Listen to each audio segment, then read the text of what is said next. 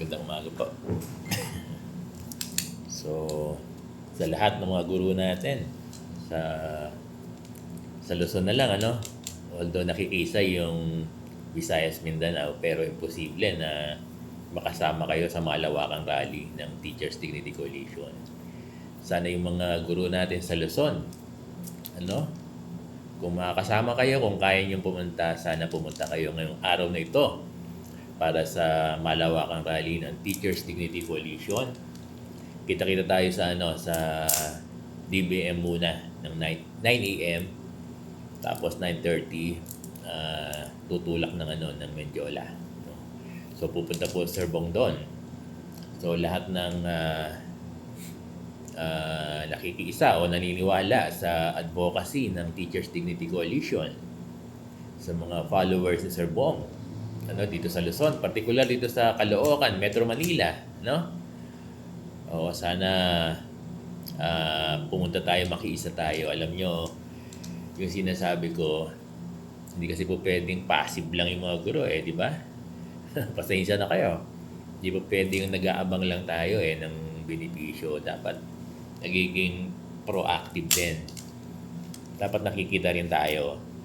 Although nauunawaan natin yung mga kaguruan natin na may edad na, Yes, mainit ngayon. Naintindihan namin kayo. Huwag lang kayong pumunta. Pero kung kaya, go. Yung mga comorbid natin mga guro, yes, naunawaan namin kayo. Yung mga Iglesia ni Cristo na or iba pang sect na dahil gusto din man nila na kailangan ng order from their hierarchy, okay lang yon. Pero yung karamihan na able, Yung karamihan na able, sana makasama namin kayo ngayong araw na ito. Kasi hindi lang dapat alam ko, hindi lang naman si Sir Bong ang vlogger, ang content creator, ang mga poser, ng mga kapakanan ng guro, benepisyo ng guro, issues and concern ng guro. Alam ko marami tayong lahat. Kaya lang, minsan kailangan na lumabas tayo, di ba? Pumunta tayo ng lansangan at doon natin ipanawagan yung pagtaas ng sahod, itong 15,000 salary increase across the board. At lahat naman tayo rito, pag ito'y natupad, hindi lang guro, pati non-teaching personnel, pati principal. Di ba? Division, region, DepEd, mga empleyado dyan, lahat tayo ay kasama dito, So, sana, lalo na yung mga followers sa Sir Bong. Sana yung makakasama namin kayo at magkita-kita tayo doon, para makita niyo naman si Sir Bong ng personal kung pogi ba, hindi, joke lang. So, inaanyahan namin, nag-invite ako. Walang issue dito ng uninterrupted vacation kasi personal ito ng mga guro. Personal yung laban ito. Hindi naman to DepEd nor school activity. Ito yung own volition nyo. Kung hindi kayo makakapunta, kung ayaw, kung hindi kayo pwede, kung ayaw nyo, okay lang yon.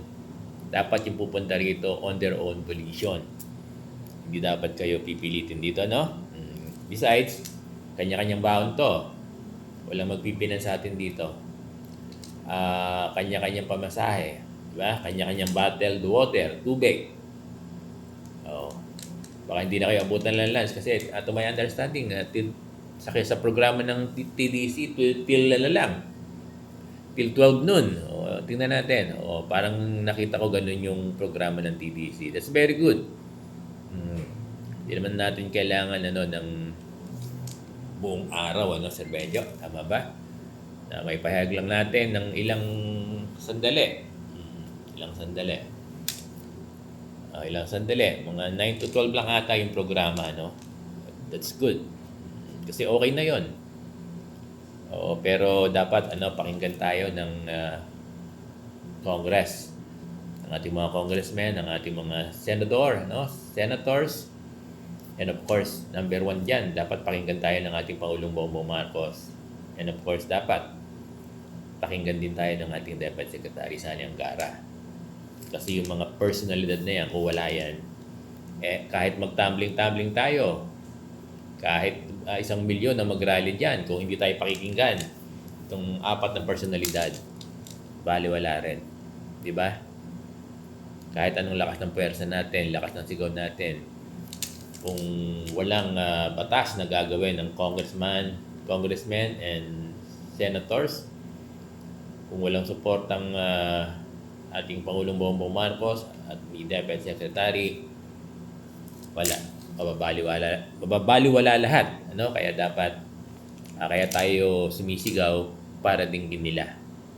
Ano? Kaya tayo sumisigaw, actually para sa kanila, na dinggin tayo. So, kung wala kayong ginagawa, muli ang aking panawagan, ano? Kita-kita tayo doon sa una sa DBM, then tutulak ng Mendiola. Sana po ay makasama namin kayo, no?